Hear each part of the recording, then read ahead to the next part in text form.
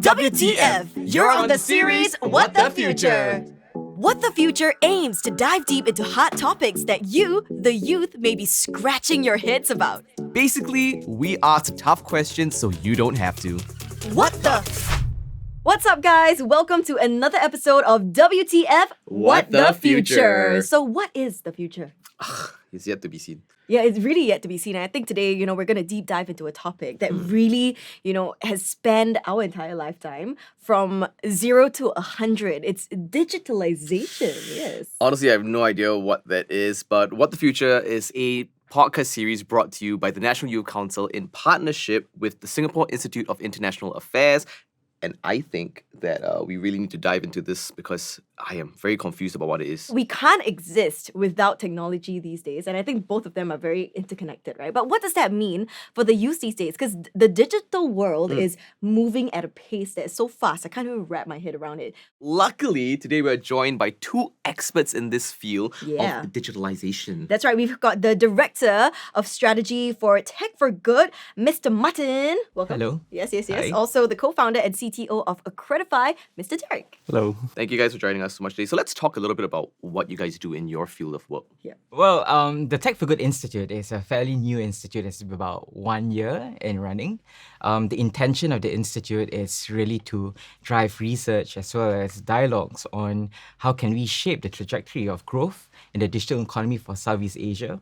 There's a lot of excitement in the region as well as the work that is going on in the digital economy. So how do we navigate some of these things together as a society? That's something that the Tech for Good Institute does.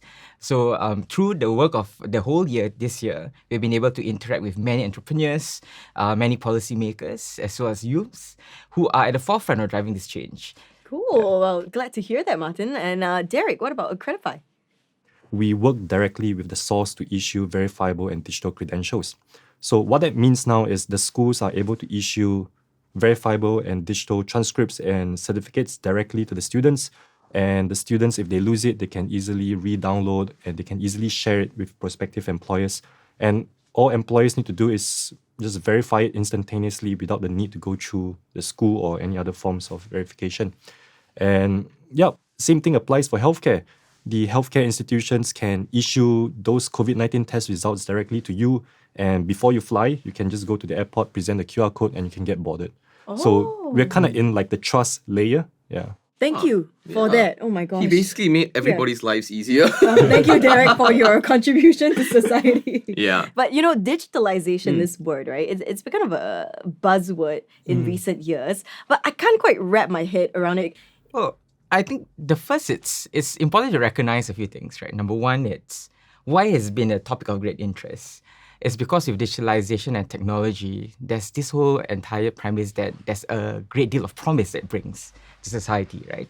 To empower people, provide them with the earning opportunities, and thereby just being able to improve their lives at scale, and being able to do that at scale and fast in a generation, or rather in a time that we have never been able to see before. And I think it will continue to be so, just because of the impact and the scale that it has to the broader society at large. If I were to talk about digitalization in the last 2 years, right, I would say the COVID-19 pandemic definitely impacted digitalization a lot. I think on one hand, it accelerated the adoption of digital tools in many industries. So, for example, businesses had to quickly adapt to remote work and social distancing measures. So that's where all our video conferencing tools and online collaboration platforms came into play, and that helped people to work from home easier.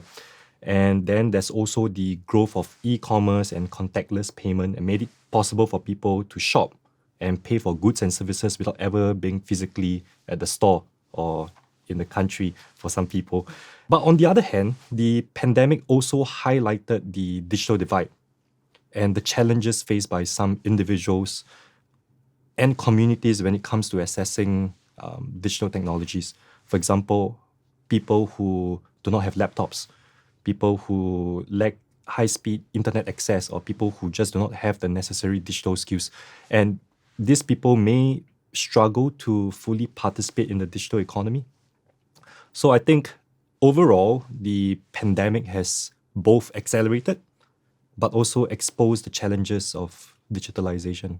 That's actually a very good point because right as you're speaking of this, right, we know that digitalization has brought along many challenges along with opportunities. Yep. But what are some of these things that you could touch on? I think when it comes to opportunities, first, we already know that digitalization is widely accepted and really widely used. So people would know that going digital would bring about increased efficiency and productivity. Right now, it's easier to share information and access information. It's easier to connect with people from overseas and collaborate with them. And I think something really cool is there's no physical boundaries anymore. So your surgeons are able to perform surgery using remote robotic surgery. What? Yeah, and I mean, we also sit at home and order stuff online, right? No, but like heart The surgery surgery, is different yeah. than ordering food online. It's possible. A couple years ago, I was at this talk, and this company, what they were trying to do, they were basically an audit company, and they have to be physically present at the place where they have to audit, right? But all they had to do was just get one of the employees to wear all these AI goggles, and then they could just do the audit without being physically there. So it's really, really cool. But you see, with opportunities come challenges. And the problem is the same set of opportunities can apply the same for bad actors. So now it is easier for them to spread fake news, create deep fakes that can create mass confusion, and which is why there's also a rise in online scams. And of course, the digital divide that I mentioned earlier. Yeah. No, I thought it's important to also maybe highlight some of the stats.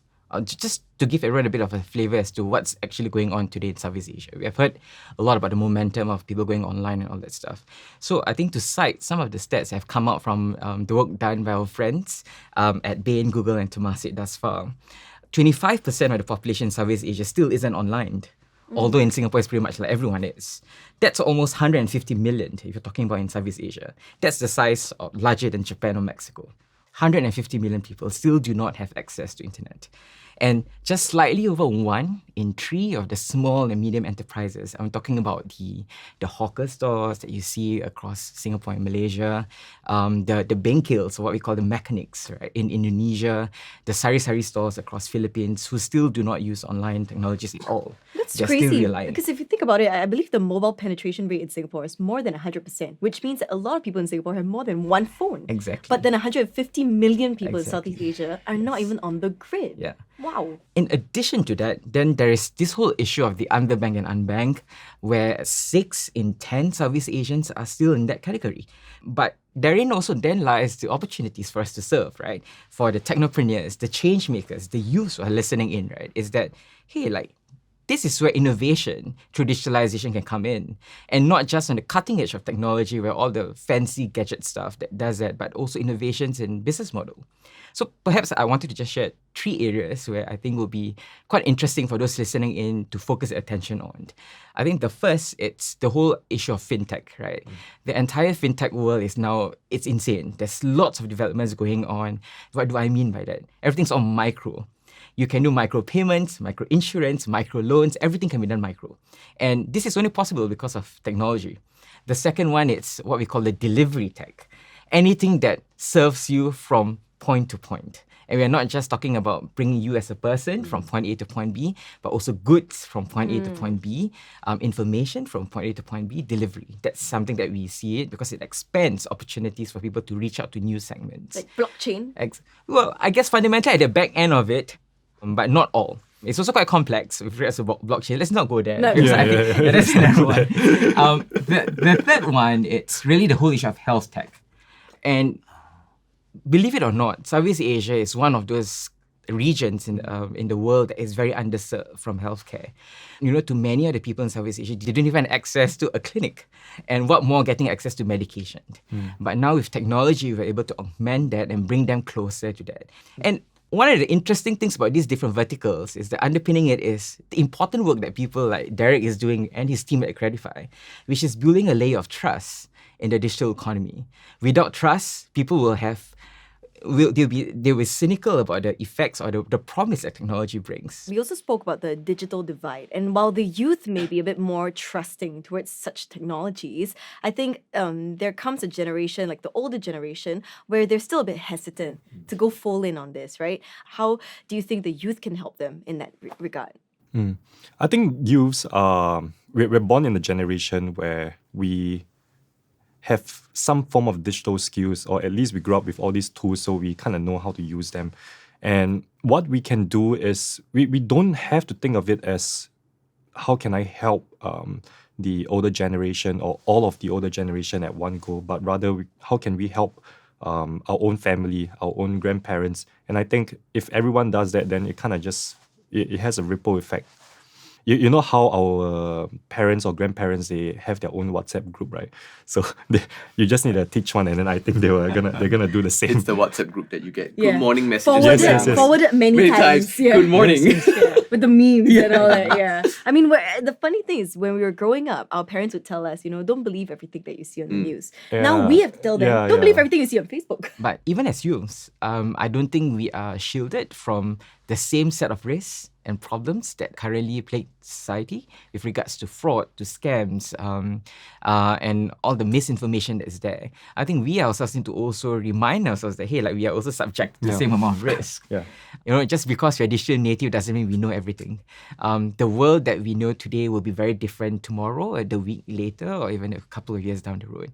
Well, I mean, the both of you are in tech jobs, right? How did you find yourself in a tech job? And did you have any other career before that?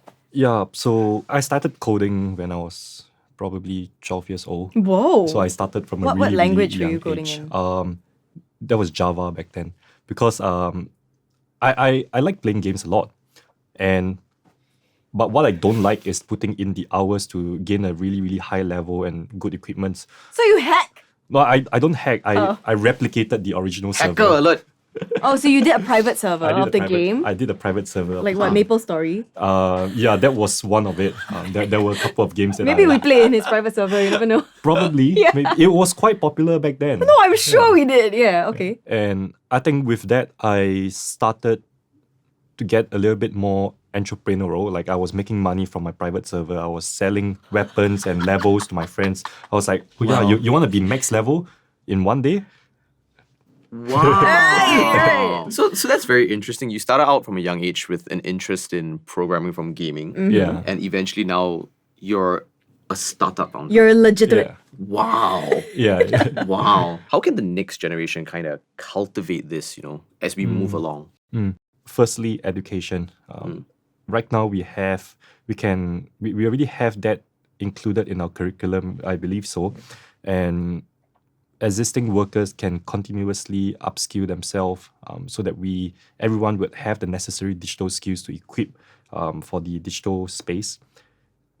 Access, and we were also talking about innovation. I think we can also start to foster the culture of innovation right from school. So if there are more partnerships between private sector entities and governments and academia, then we can create a digital economy that is more sustainable, innovative, and inclusive. Yeah, I think talking about schools, it'd be a good time to kind of talk about the AEP program as well. Yeah, I think that's what we touched on at the start, the Asia Ready Exposure Program. That's something that allows the youth to have an understanding of all of these different like social, cultural, political dimensions of the countries all over Southeast Exactly, Asia. yeah. And you can also learn about this digital divide all across different cities and be exposed to opportunities beyond just Singapore. Because if you just think about Singapore, it's a very narrow-minded kind Yes. of view. I think a good question to ask right now would be that if any of the youth, right, want to, let's say, join Accredify or want to join, any kind of tech company, and they come up to you and they say, I'm interested in this, but I don't have any kind of like digital background or any tech background. Will you still take me in as a employer? Well, I think Employee. that depends on the role that they're applying for. The tech industry is huge. There are a lot of roles. And if you're able to do something like marketing or strategy, business development, then there's always a role for you that doesn't require you to have digital skills at the start. These are things that can be trained on later on. There's a lot of things you could do in the tech industry that don't necessarily Yeah. require technical skills. You've got like business management, digital law, government regulations, policy, sustainability, marketing, for example. I'll give you an example. I have no digital experience, no technical experience, zero, right? But when I was 19, I took an internship in Cambodia, and I was supposed to be an editor for an online tech blog in Cambodia. Called Geeks in Cambodia, shout out, right? And I was like, well, I don't know anything about this. How am I going to contribute to this? But after starting on the job, I had to go around interviewing people. I interviewed tech creators who actually started, for example, a mobile app, an agricultural app, to help rural farmers in Cambodia understand market prices for their goods. So they know how to price their goods, they know how to stay competitive in the market. And I don't need tech experience to do that. But through my journalistic experience, I'm able to then spread the word about that to the rest of the region. Coming back to this, I think for the youth sitting in, and if you feel that, hey, like, I've never had an opportunity to dip my toes in the world of tech, given my circumstances, or like I haven't had the opportunity to do so, because sometimes the threshold to enter into these opportunities are quite high. Because everything's so competitive, right? Like, you do not have experience, but someone else has, right? So how do you level up to that? Is that actually now, there's a lot of things that you can also do, even without going into these opportunities directly. So, say for example, I always find that, if you're a user of Twitter, you're a user of YouTube, and you see something about it that is like, hey, this is quite interesting. Like, why are the algorithms such, like, why are they not kind of optimizing for me? And you do like a little bit of a 1 or 2 pager on like, okay, this is, I think, ways in which maybe from the product perspective, you can improve on certain things. And then you basically create something out, and, LinkedIn is now all over, right? And you find someone who is like either in YouTube looking at product, right? You can identify them and stalk them online, right? And just say that, hey, like, I wanted to drop you a message. Like, I'm from Singapore, this is what I've learned, or like what I'm observing. Here's a little 1-pager that might help you in your product design. Please, like, this is a suggestion I have coming from Southeast Asia. I hope you find it useful. And I think that sends a signal out that you are interested in the field, but you have not been able to get the opportunities yet, which is fine, but you are taking proactive steps to get yourself closer. And I think this is the kind of spirit that we need from the youths. Absolutely. I think there's so many ways that, the youth can get involved in the tech industry. Yes. And that comes with any industry. You can't just sit Yeah, there correct. and wait for things to fall into Yeah. your lap. You gotta, take proactive steps. And with Google these days, you literally have the answer to anything and everything. I agree. But my question is that, there are so many different tech careers and so many different careers in this industry as well. But it's ever changing, right? So what can the youth expect for the future of the tech when it comes How to to be careers? prepared, right? Exactly. Yeah. Yeah. Well, we all mentioned how it was ever changing and how fast paced and dynamic it is. So I think as long as you're always updated on the latest trends and technologies and you stay flexible and adaptable, then I think you're kind of ready for whatever changes that comes along. But I think one very important piece of advice that not directly related to the tech industry, but just for everyone is to really go out and network and connect with other people so that you can create and maintain your own strong social network of luck. And with a strong social network of luck, that will help you to maximize opportunities later in life. Yeah. I can't emphasize the fact on, for those of you who are extroverted, help to open the doors for those who are not. Yes. Open the space a bit more, bring them along. And I think that's something that we should all look out for each Yes. other. Yeah. The world is going to be very difficult and going to be very uncertain. And I think this is where, I think just working with each other and continue to be plugged in, I think that's something will be useful for us. Yeah, there's enough of the pie to go around. And like Martin said, kindness goes a long way. So Yeah. I think that's a very lovely way to end today's podcast. Yes. Thank you very much to Martin and Derrick for joining us today and sharing it with us, your many escapades from young, like coding and reference. Yes, but I think we've learned a lot about digitalization and the future as well and what to expect. I think Germaine and I are very prepared. I got my thinking cap on to prepare myself for the future, as well as my iPhone and iPad. That's all you need. That's all I need. So thank you very much for joining us on this episode of WTF What the Future. And next week, we are going green. I'm gonna wear a green t-shirt or a green jacket. I'll wear something green too. We're going to be talking about sustainability.